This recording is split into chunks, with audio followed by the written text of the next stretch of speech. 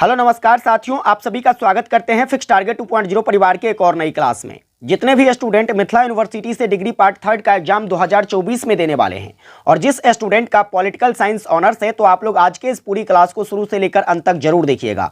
हम आज के इस क्लास में political science honours paper number 5 के लिए मोस्ट इंपोर्टेंट 35 ऑब्जेक्टिव क्वेश्चंस देखने वाले हैं। आप इस क्लास को शुरू से लेकर अंत तक देखिए, जितना भी क्वेश्चंस बता रहे हैं सभी को ध्यान से कवर कर लीजिए। निश्चित ही आपके पेपर में जो 10 ऑब्जेक्टिव टाइप क्वेश्चंस पूछे जाते हैं इसी क्लास से पूछा जाएगा। तो चलिए फटाफट से एक बार आप लोग सेशन को लाइक नहीं किए हैं, लाइक कर दीजिए और अपने सभी दोस्तों को ज्यादा से ज्यादा शेयर कर दीजिए ताकि सारे बच्चे अच्छे से तैयारी कर सके। एग्जाम में भी बहुत कम समय बचे हुए हैं। आइए बारी बारी से प्रश्नों को देखते हैं। यहां जितना भी क्वेश्चंस करवाऊंगा सभी के सभी PYQ क्वेश्चंस के आधार पर तैयार किया गया है और साथ ही साथ जो है कुछ नए क्वेश्चंस को ऐड किए गए हैं जो कि प्रोबेबल क्वेश्चंस है। तो चलिए क्वेश्चंस देखते हैं। यहां पर बात करते हैं सबसे पहले क्वेश्चंस की। तो आपका सबसे पहला क्वेश्चंस क्या कह रहा है? जिस भी क्वेश्चंस का आंसर आपको पता होगा तो आप कमेंट करके जरूर बताइएगा। क्वेश्चंस कहता है कि कौन सी किताब और लेखक का युग्म जो है गलत है। यहां पर 4 किताबों का नाम दिया गया है, 4 रचनाएं हैं और उसके लेखक का नाम दिया गया है। इसमें बताने के लिए कह रहा है कि कौन सा ऐसा मेल है जो गलत दिया गया है। जैसे कि पहला बुक क्या है, the ecology of public administration. ठीक है, तो यह जो पुस्तक है रिग्स के द्वारा लिखा गया, पहला ऑप्शन सही है। और देखो यहां से भी क्वेश्चंस बनाए जा सकते हैं। जैसे कि आपसे पूछ ले कि the ecology of public administration पुस्तक किसकी रचना है, तो आप कहोगे रिग्स की रचना है। इस बात को भी याद रखिएगा। इसके बाद प्रिंसिपल ऑफ ऑर्गेनाइजेशन, यह पुस्तक किसके द्वारा लिखा गया है, तो मूने एंड रिले के द्वारा लिखा गया। यह भी ऑप्शन सही है। लेकिन यहां पर बात करते, देखिए क्रिएटिव एक्सपीरियंस, यह जो भाई साहब यह किसके द्वारा, वाल्डो के द्वारा नहीं लिखा गया है। क्रिएटिव एक्सपीरियंस की अगर हम बात करते हैं तो यह मैरी पार्कर के द्वारा लिखा गया। किसके द्वारा? मैरी पार्कर के द्वारा लिखा गया है। इसलिए इसका जो सही आंसर हो जाएगा ऑप्शन बी हो जाएगा, सॉरी ऑप्शन सी हो जाएगा। ये गलत ऑप्शन है। ठीक है, चलो इसके बाद यहां पर जो पुस्तक है introduction to the study of public administration, यह पुस्तक किसके द्वारा, LD वाइट्स के द्वारा लिखा गया। ये चारों पुस्तक का नाम याद रखिएगा, हो सकता है यहां से प्रश्न बनाए जाए। आगे बात करेंगे। देखो अगला क्वेश्चन क्या है आपका। अगला नंबर क्वेश्चन यहां पर कहता है लोक प्रशासन के संस्थापक कौन है। लोक प्रशासन के संस्थापक की अगर बात करते हैं तो लोक प्रशासन के संस्थापक विल्सन को माना जाता है। इसके बाद चलिए आगे देखते हैं अगला क्वेश्चन क्या है। तो आपका अगला नंबर क्वेश्चन है कि भारत में लोक निगम उत्तरदायी होता है। ठीक है, लोक निगम के लिए जो है उत्तरदायी प्रधानमंत्री होते हैं या राष्ट्रपति या संसद या फिर इनमें से कोई नहीं। तो लोक निगम के लिए जो उत्तरदायी होता है वह होता है राष्ट्रपति। लोक निगम के लिए कौन उत्तरदायी होता है? राष्ट्रपति होता है। चलिए आगे बात करते हैं। क्वेश्चन नंबर 4 क्या कहता है, भारत में मंत्रिमंडल सचिवालय है। भारत में जो मंत्रिमंडल सचिवालय है जिसको लाइन सूत्र के आधार पर तैयार किया जाता है, ऑप्शन नंबर क्या हो जाएगा? ए हो जाएगा। आगे देखेंगे क्वेश्चंस क्या है आपका। 5वां क्वेश्चन कहता है 1967 ईस्वी में लोक प्रशासन का सिद्धांत एवं व्यवहार विषय पर सम्मेलन हुआ। देखो यहां पर जो बात करते हैं 1967 में एक सम्मेलन होता है लोक प्रशासन का सिद्धांत एवं व्यवहार सम्मेलन। यह जो होता है कहां पर होता है, हार्वर्ड विश्वविद्यालय में या फिर फिलाडेल्फिया में या फिर शिकागो में या फिर पेरिस में। तो आप कहोगे सर यह जो सम्मेलन 1967 में हुआ था फिलाडेल्फिया में हुआ था। फिर बात करते हैं 6ठा क्वेश्चन क्या है। क्वेश्चन कहता है निम्नलिखित में से कौन सा संचार का माध्यम है। संचार का माध्यम श्रव्य भी हो सकता है, सुनकर भी संचार को प्राप्त किया जा सकता है। दृश्य यानी कि देखकर भी संचार को प्राप्त किया जा सकता है। श्रव्य दृश्य भी हो सकता है, जैसे हम लोग टेलीविजन वगैरह के माध्यम से संचार देखते हैं, वहां पर सुनने को भी मिलता है, देखने को भी मिलता है। यानी कि correct option option number D उपयुक्त में से सभी हो जाएगा। आगे देखेंगे क्वेश्चंस कहता है कि काम करते हुए सीखने को क्या कहते हैं। यानी कि कोई भी चीजें हम लोग जब सीखते हैं और वह सीखने की कला हमारे काम करने के अंतराल में होता है तो ना तो उसे औपचारिक प्रशिक्षण कहा जाता है, ना ही उसे अनौपचारिक प्रशिक्षण कहा जाता है, उसे कहा जाता है सेवाकालीन प्रशिक्षण। यानी कि सेवा देते हुए, काम करते हुए किसी चीज को सीखना, किसी चीज के बारे में जानकारी प्राप्त करना। आगे कहता है बजट तैयार करने की जिम्मेदारी है। बजट तैयार कौन करता है भाई? इसकी जिम्मेदारी जो होता है वह आर्थिक मामले के विभाग के पास होता है, ताकि यह क्या कर सके, आर्थिक स्थितियों को समझकर उस हिसाब से अपना बजट पेश कर सके। आगे बात करते हैं। अगला क्वेश्चन दिया गया है कि स्थानगम, ठीक है, स्थानम समिति किससे संबंधित है। तो संस्थानम समिति जो है यह इसका संबंध किससे माना जाता है? तो भ्रष्टाचार पर नियंत्रण के लिए इस समिति का गठन होता है।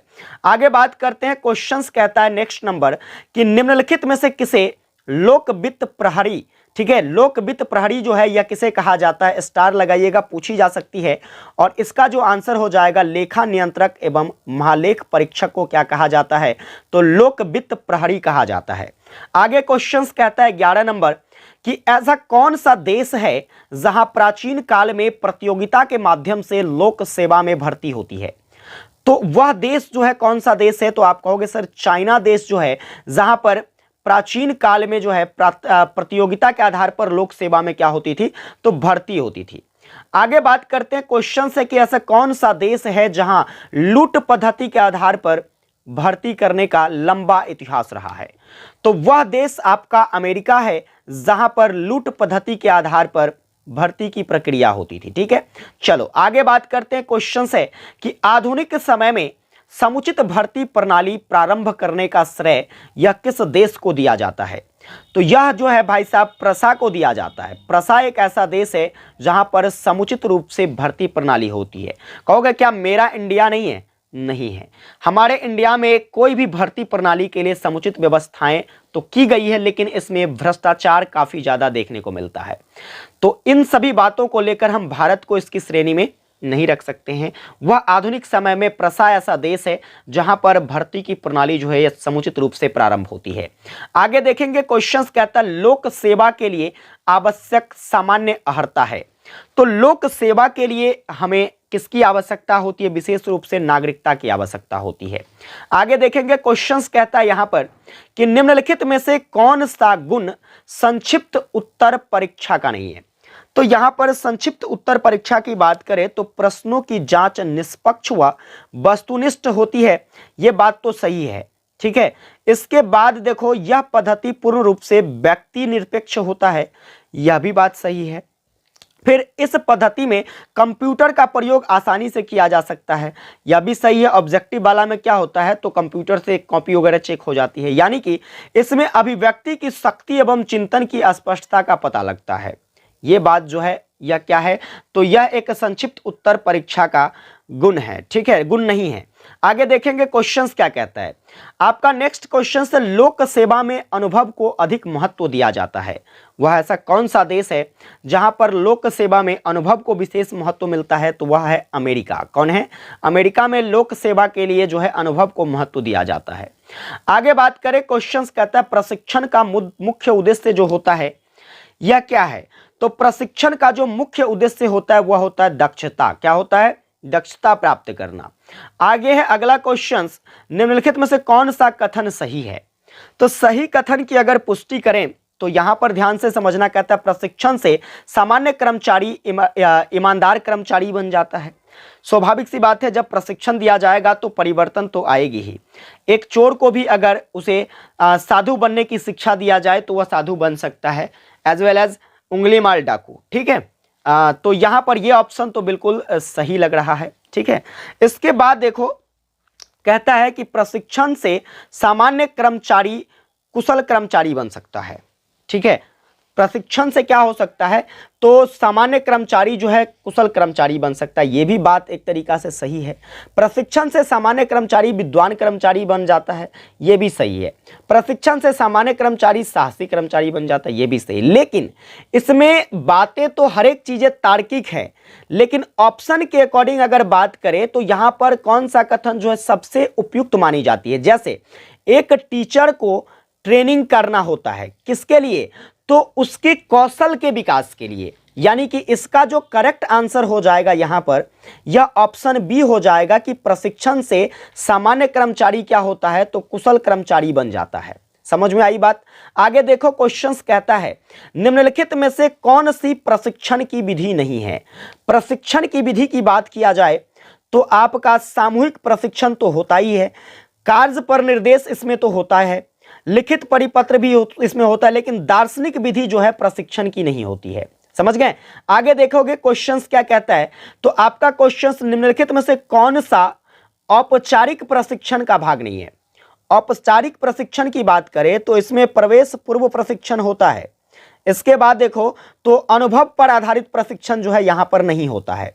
औपचारिक प्रशिक्षण में क्या होता है, अनुभव पर आधारित प्रशिक्षण नहीं होता है, ऑप्शन बी हो जाएगा। चलो आगे देखेंगे, क्वेश्चंस कहता है प्रशिक्षण कौन होना चाहिए, प्रशिक्षक जो है वह कौन होना चाहिए, कैसे व्यक्ति को प्रशिक्षक बनाया जाना चाहिए। तो जो व्यक्ति अनुभवी होंगे, अनुभवी प्रशासक एवं विश्वविद्यालय के प्रोफेसर जो होंगे उसे एक प्रशिक्षक के रूप में नियुक्त किया जाना चाहिए। आगे बात करते हैं क्वेश्चंस। अगला कहता है कि स्कूल, कॉलेज और विश्वविद्यालय में भी शिक्षण के साथ साथ प्रशिक्षण प्राप्त होता है और ऐसे प्रशिक्षण को क्या कहा जाता है। आप कहोगे सर स्कूल कॉलेज में जब हम पढ़ाई के दौरान प्रशिक्षण प्राप्त करते हैं तो ऐसे प्रशिक्षण को क्या कहते हैं, सेवाकालीन प्रशिक्षण, सॉरी इसको हम लोग क्या कहते हैं, प्रवेश पूर्व प्रशिक्षण कह सकते हैं। क्या कह सकते हैं, प्रवेश पूर्व प्रशिक्षण कह सकते हैं। चलो आगे देखेंगे क्वेश्चंस क्या कहता है। तो अगला क्वेश्चंस आपका है कि पदोन्नति से क्या तात्पर्य है, यानी कि पदोन्नति का क्या अर्थ होता है। तो इसका सीधा सीधा अर्थ है कि कर्मचारी के कर्तव्यों में वृद्धि हो जाना। ठीक है, जैसे कोई अभी छोटे से पद पर है, कुछ समय बाद जो है इनकी योग्यताओं को देखकर, इनकी कौशलताओं को देखकर उसे क्या किया जाता है, तो पदोन्नत कर दिया जाता है, उसे किसी ऐसे पोस्ट पर रख दिया जाता है जहां उसकी जिम्मेदारी बढ़ जाती है। तो कर्मचारी के कर्तव्य की वृद्धि होना ही पदोन्नति कहलाता है। चलो आगे बात करते हैं। क्वेश्चंस आपका अगला नंबर है कि निम्नलिखित में से कौन सा वरिष्ठ सिद्धांत का गुण नहीं है। वरिष्ठता के सिद्धांत की गुण की बात किया जाए, आप कहोगे सर वरिष्ठता का सिद्धांत का गुण जो है यहां पर प्रतियोगिता एवं प्रोत्साहन की भावना का लोप हो जाना है। समझ गए। चलो आगे बात करते हैं। आपका नेक्स्ट क्वेश्चंस क्या कहता है। आपका नेक्स्ट क्वेश्चंस कहता है कि वित्त लोक प्रशासन को संचालित करने वाली शक्ति है। वित्त लोक प्रशासन को संचालित करने वाली शक्ति है, यह कथन किसके द्वारा कहा गया है। आप कहोगे यह कथन जो है यह ग्लैडन ने कहा है, स्टार लगाइएगा, पूछी जा सकती है। चलो आगे बात करते हैं। एक और इंपॉर्टेंट क्वेश्चंस कहता है कि भारत में संघीय स्तर पर क्या एक बजट होता है, क्या 3 बजट होता है, 2 होता है या 4 होता है। तो आप कहोगे सर संघीय स्तर पर जो है भारत में कितने 2 बजट होते हैं। कितने बजट होते हैं, 2 बजट होते हैं। ऑप्शन आपका सी हो जाएगा।